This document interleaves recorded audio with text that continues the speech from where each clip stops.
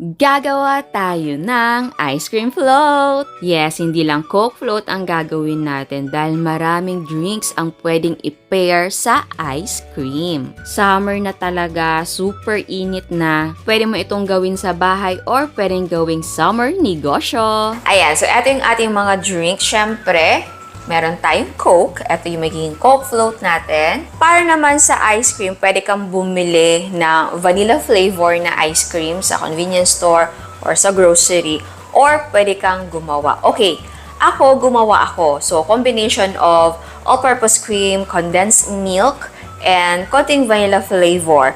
Pero may ginawa lang akong konting twist dahil gusto ko siya na may style, parang swirl. So, nilagyan ko ng gelatin. And then, nilagay ko sa piping bag. Tapos, nag-pipe tayo para magkaroon tayo ng swirl-like na ice cream. Pero again, yan ay optional dahil pwede na as is lang gumawa ka ng mixture ng all-purpose cream and condensed milk. Tapos, ilagay sa freezer. Pag tumigas, scoop ka na lang. Pero ako kasi gusto ko na may swirl. Kaya, pinaip ko na muna siya bago ko inilagay sa freezer. So, again, optional lang yan. So, gawin na natin to. Okay, ang una, ang napaka-common, Coke float. So, simple lang. Full cup na ice. Tapos, boost tayo ng Coke. So, hindi ko na siya uubusin na para hindi punong-puno. Tapos, yung ating ice cream. Ay, see. So, wag yung punuin dahil nga dyan. Tapos, paglagay tayo ng chocolate syrup or sauce. Ayan. Okay. Okay, next yung Chuckie natin. Post natin yan dyan. Oopsie. Tapos, yung ating ice cream. Tapos, maglagay tayo or mag-sprinkle tayo ng crush na Oreo. Ayan. So, kahit anong topping pwede ha. Ito na kasi yung available sa akin. Drizzle tayo ng chocolate syrup.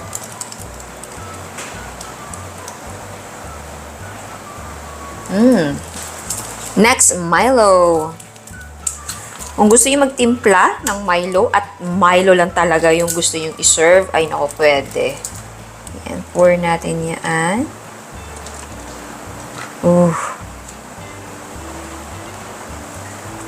Wow. Ice cream natin.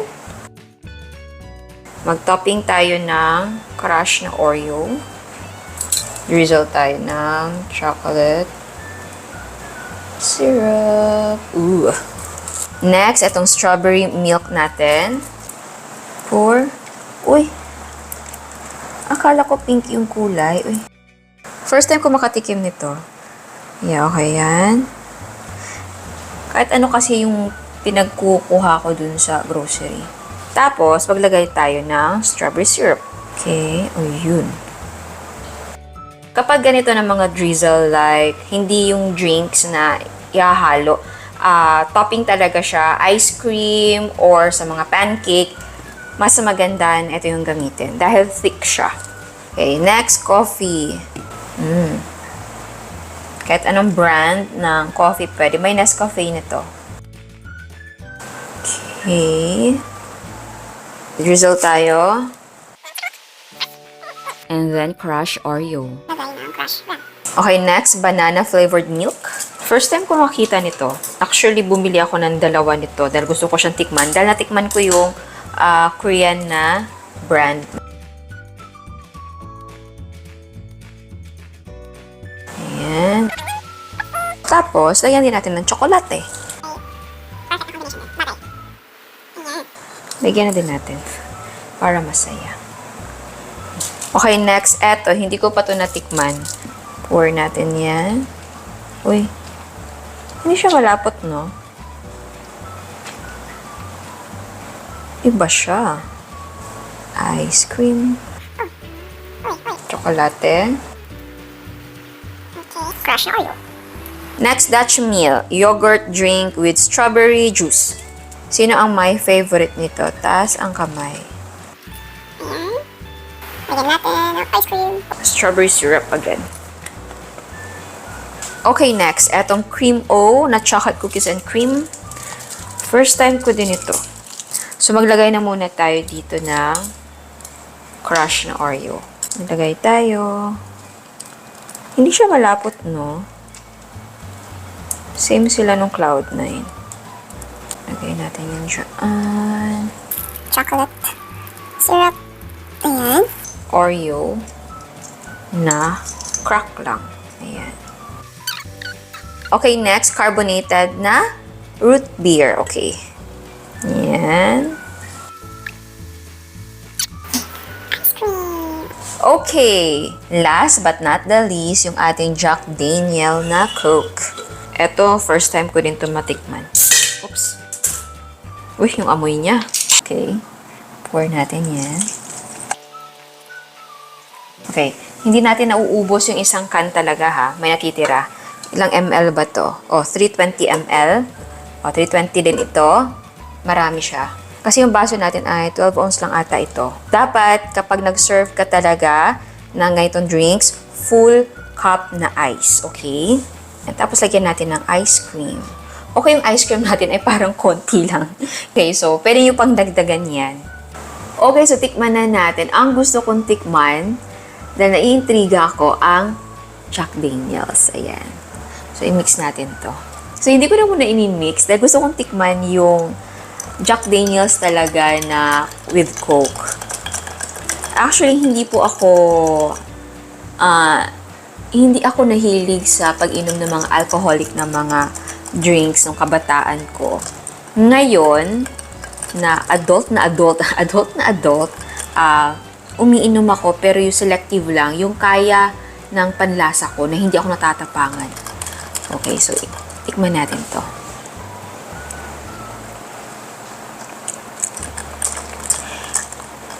Hindi ko alam kung dahil natunaw yung ating yelo, parang medyo toned down yung kanyang lasa.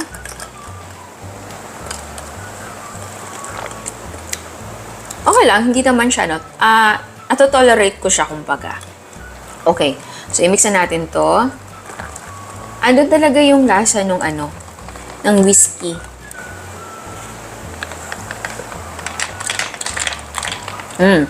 So, naging medyo creamy yung dating and lasa niya. Yeah, bagay naman. Bagay siya dahil may Coke, malamig, tapos hindi nga masyadong matapang si whiskey. Okay, next, Chuckie. Alam niyo ba, nag-aambisyon ako ng ice cream maker dahil gustong-gusto ko yung mga drinks na nilalagyan ng ice cream. Ibang ganda tignan. Pero, siguro yung pambahay na muna dahil yung pang-benta, yung pang-massive talaga na machine ay malaki sa kuryente. Oo. So, yan. Tikman na natin to.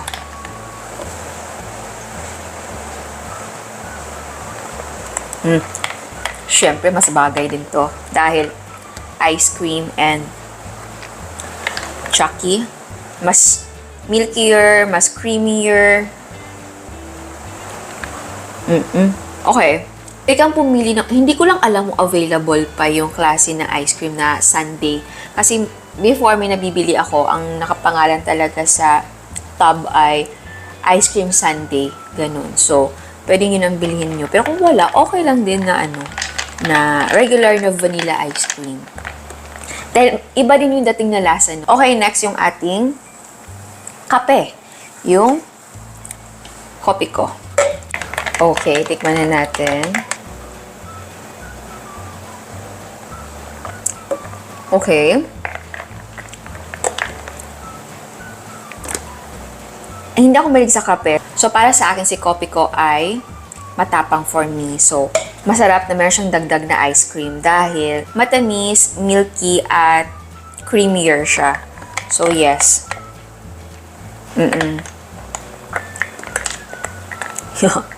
Better talaga na may ice cream.